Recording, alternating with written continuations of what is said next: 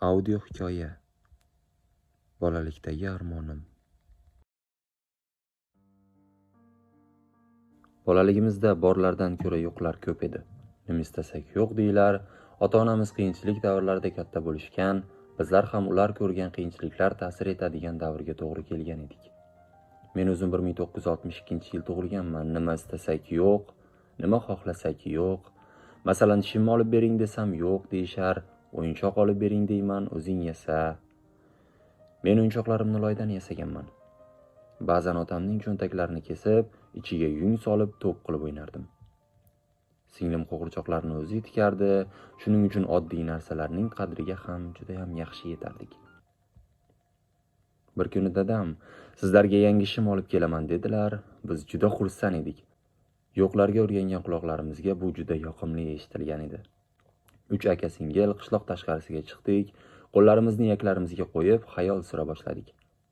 Hokimning o'g'illariga o'xshab bizlar ham yangi shim kiyamiz. Men 3-sinfga borardim, singlim 1-sinf, ukam Rafet 6 yoshda. Bizlar u paytda gulli ishtonlar kiyar edik. Ukam menga, "Shimingizni qaysi rangda bo'lishini xohlaysiz, akajon?" dedi. Juda sodda bo'lganmiz, butun qishloqda elektr, televizor yo'q, dunyodan bexabar edik. Qora rangli bo'lsin dedim. Qani edi meniki ko'k bo'lsa? Shahar oyoq kiyimlarini ham sotib oladilarmi? Deb yana so'radi. Men, yo'q, qora rezinka kalish bor-ku, o'shandan olib keladilar. O'sha paytda uzoqdan avtobus ko'rindi, orqasidan chang qo'zg'atib kelayapti. Bor umidimiz shu, uzoq kutganimiz shim kelayapti. Dadam paketlarni ochdilar, menga qora shim, oq yoqalik qora kiyim va qora kalish olib keldilar. Singlimga ham xuddi shunday kiyimlar, lekin havas bilan kutgan, bizlarga savol berib hayajonlantirgan Rafet ukam hayron. Paketlarni rosa tutdi, o'zinikini topa olmagandan so'ng dadamga qarab umid bilan, "Menga yo'qmi?" dedi.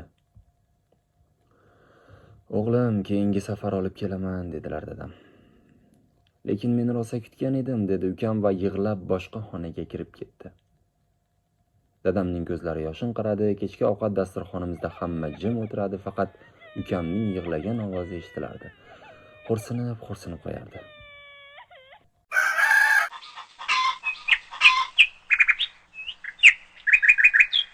Men ertalab maktabga ketdim, kelganimda ukam menga qarab, "Akajon, sizga qora shim juda yarashibdi.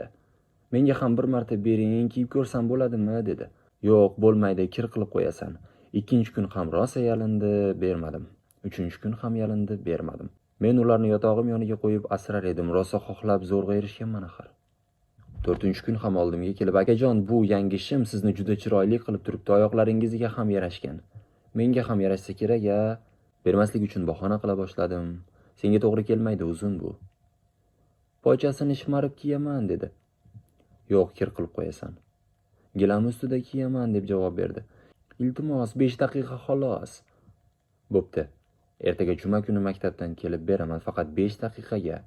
Kir qilib qo'ymaysan, biron narsa bo'lsa yomon qilaman." Kechqurun birga yotibmiz. Ukam sekingina meni tortib, "Fikringizdan qaytib qolmaysiz-a? Haqiqatdan ham berasiz-a?" deya ko'zlarida quvonch bilan so'rar edi. "Ha, beraman", dedim. "Men ertalabgacha uxlamayman, tezroq tong yotsin, tezroq shimni kiyay", dedi. Ertalab maktabga ketishga turganimda ukam ham turdi. "Akajon, bugun vaqtliroq keling, xo'pmi? Men sizni eshik oldida kutaman." Maktabga ketyapman, orqaga qarasam ukam hovli eshigi oldida turibdi.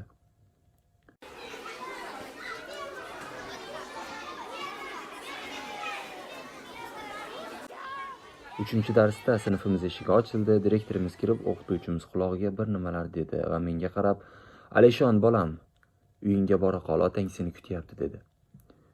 Mening xayolimga kelgan birinchi narsa, ukam otamga ayttirib, meni chaqirtirib olyapti, tezroq shimni kiymoqchi deb o'yladim. Meni maktabdan chiqdim, qarasam qishloqdagilarning hammasi biznikiga qarab ketishyapti. Men hech narsani tushunmayapman, 9 yoshdaman. Darrov eshik tevaragiga qaradim, ukam kutib turish kerak edi, lekin yo'q. Hovliga kirdim, butun qishloq biznikida, onam dod deb baqirib yig'layaptilar. Rafetimni bering menga, bolajonim, qo'zichog'im. Cholam aka yangi olgan traktor bilan eshigimiz oldidan o'tadi. Bolachani ko'rmay, ukam traktor tagida jon beradi.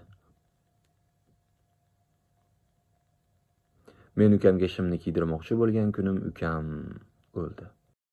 Otam sevgi ko'rmagani uchun u ham sevgisini bizlarga berishni bilmadi. Bizlarni yaxshi ko'rardi, lekin sevgisini ko'rsata olmasdi, bizlarni quchoqlamasdi, bag'riga bosmasdi. Ey do'stlar, sevgingizni ko'rsating, sevgingizni bildiring. O'sha kuni ukam yuvildi, kafallandi, dadam ilk marotaba men olaman dedilar. Va ukamni bag'rlariga bosdilar, faryod qilib, Rafet, men seni mozorga emas, bozorga olib borib shim olib bermoqchi edim. O'g'lim, tur o'g'lim, iltimos, yur, bozorga boramiz.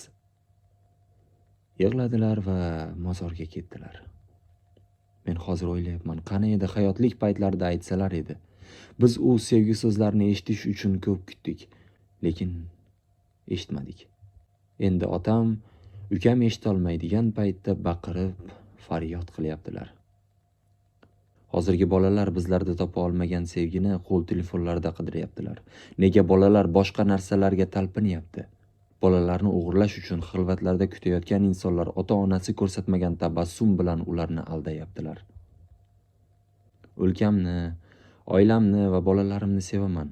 Oldin ko'pincha band bo'lar edim, turli yig'ilishlar, konferensiyalarga borar edim, ammo bu yil bormayapman.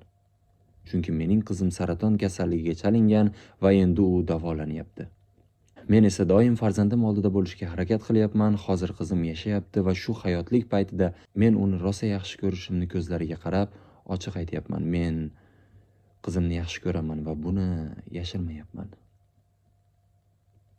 Xulosa o'zingizdan. Sizlar bilan Muhammad Yusuf Odil bo'ldi.